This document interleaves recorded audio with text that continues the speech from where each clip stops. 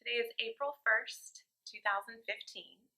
My name is Shasta Quinn, and I'm here at the West Oaks Branch Library and Genealogy Center. And today we're speaking with Jean Grafton. Thank you so much for agreeing to talk to us today. This is my pleasure. All right. How long have you lived in Ocoee? I was born here 84 years ago. And how did your family end up in Central Florida? My parents were married in LaGrange, Georgia. They lived in Roanoke, Alabama, right across a little barrier. And he had been the city electrician there, and he also was a mechanic. So he had his own business, and his business failed.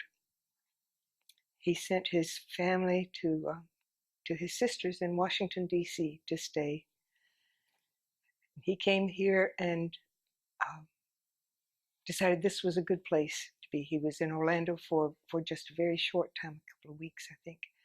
He came out here and decided this would be the right place to bring his family. So they came in 1925 and lived in it was my understanding they lived in a tent for a short while. They had 4 children. I cannot imagine that. But they lived right next door to the Bonus family. And one of the things that my sisters talked about was how Mrs. Bonus was such a good cook. She baked bread, and she would call all the children over to have strawberry jam on her hot rolls when they were out playing. Later on, when they had the house built, they moved to 7th Street, and right next door to Mrs. Griffin, who also baked hot bread, who also made strawberry jam. And that's where I was born. And she used to call the children in to have strawberry jam on her hot rolls. Also, my family had a knack for living next door to really wonderful people. And what did your father do here? He was the Gulf Oil distributor for West Orange County and Lake County.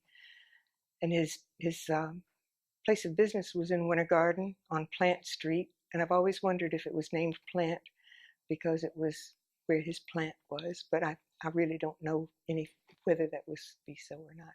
Standard Oil was right under his armpit, right next door on Plant Street, and the buildings are still there. I think Bright House. I may be wrong.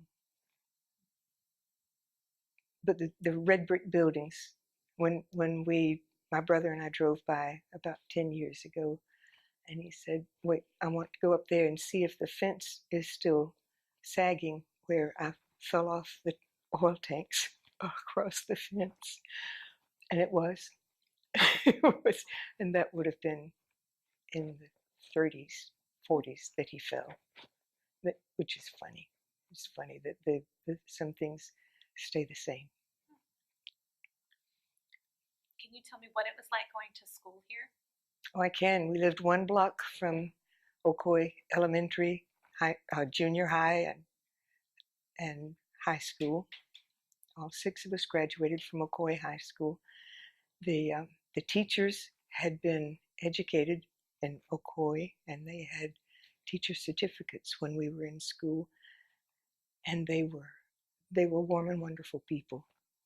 They seriously were very, very good teachers.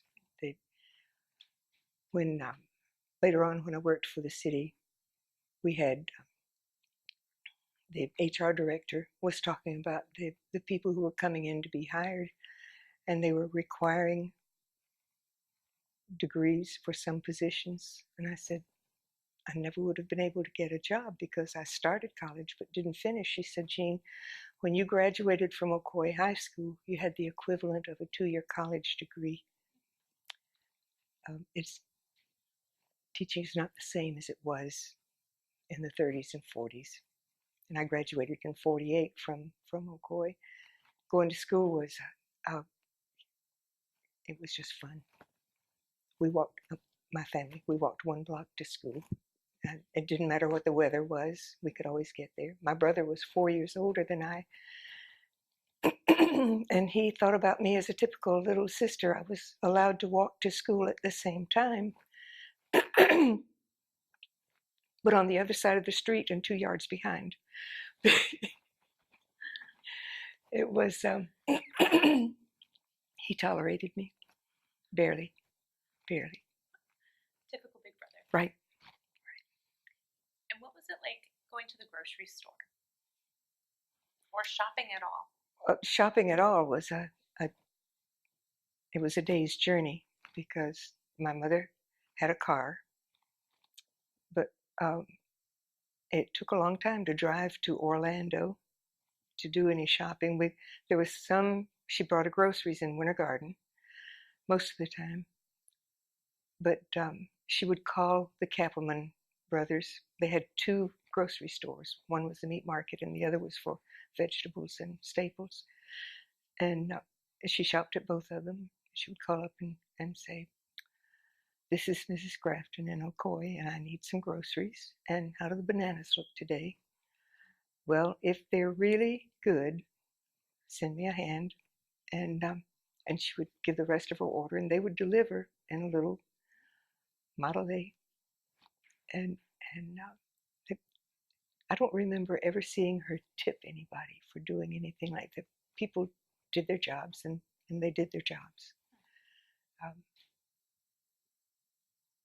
But when she drove to the grocery store, I was little enough that I had to go with her.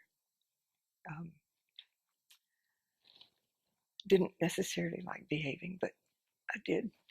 Anyway, everybody was really friendly. Everybody knew everybody by name, knew their pets by name also. And I remember in '72 when I came back home, I had been away since, I guess, in the 50s. 48, in 49, I got married and started raising a family. We lived in Pine Hills. But in '72, I came back home and bought my school teacher's house, and it was still comfortable. It was still, we still knew everybody. When I left, the population was, when I was little, I think the population was about 600. When I came back, it was about 1,000. And when I went to work for the city, it was 6,000.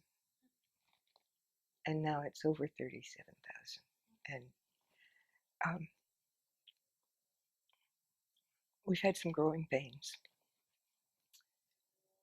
Can you talk about those? I'm not real sure. I remember when Clark Road was a clay washboard. It would just about tear up your car to go on it. And when they decided to hard surface that road, it was a costly project, but it opened up the whole world for us because it was designed to stop right where the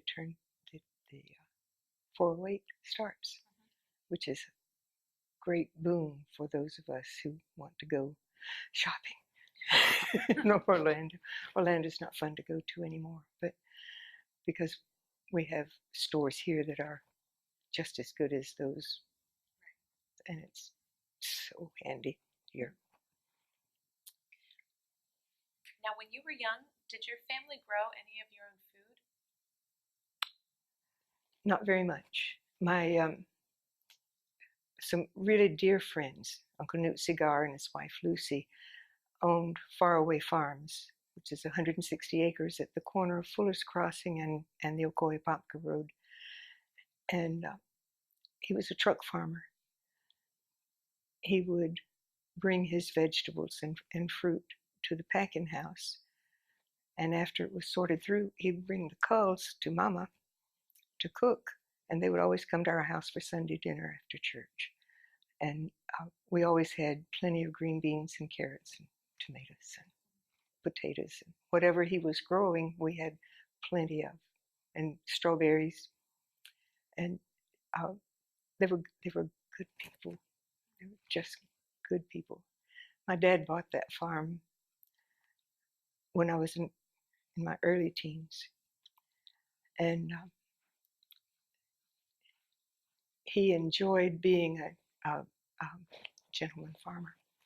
Uh, but he was no farmer at all. He wanted my mother to live there. And she said, absolutely not. I know what kind of work has to be done on a farm, and I also know who would have to do it, and I'm not interested. Thank you. She really liked the house he had built for her on 7th Street and planned to stay there. When he asked her to come to work in the office at Gulf Oil, just to answer the phone, she said, no. I think I'll stay home. I said, Mama, if he needs your help, why aren't you going to help? And she said, because I would be free help. And he would get used to it. And it would be better if he not get used to that. Sounds like a smart woman. She was very, very, very smart. And did you have orange groves? Yes, he had. When he bought the farm, I don't know how many acres they had in oranges and grapefruit and tangerines. And he decided he would plant 15 acres of oranges. And my mother said, Joe, you will never live to see to eat those oranges. And he said, no, but my grandchildren will. And sure enough, his grandchildren did. And we really enjoyed them. The property on the west side of the highway, we sold to Wade Bradford, and he's put some beautiful homes there. And the property on the east side was looked at by the school board to put Ocoee High School there. And it was going to be a good purchase. It was going to be really nice. And they tested the ground and found arsenic. So the school board said, we're not going to buy land that has arsenic on it. The arsenic was put there by Chevron Chemical, who had rented the property for a number of years for experimental station. They were developing the ortho products. And so a lot of the stuff you spray in your yard was developed on our farm. And because we lost that sale, Chevron had to buy the property and keep us from losing everything because they had signed a contract saying they would leave the property in as good or better condition than they found it, and they had to do that, which was good.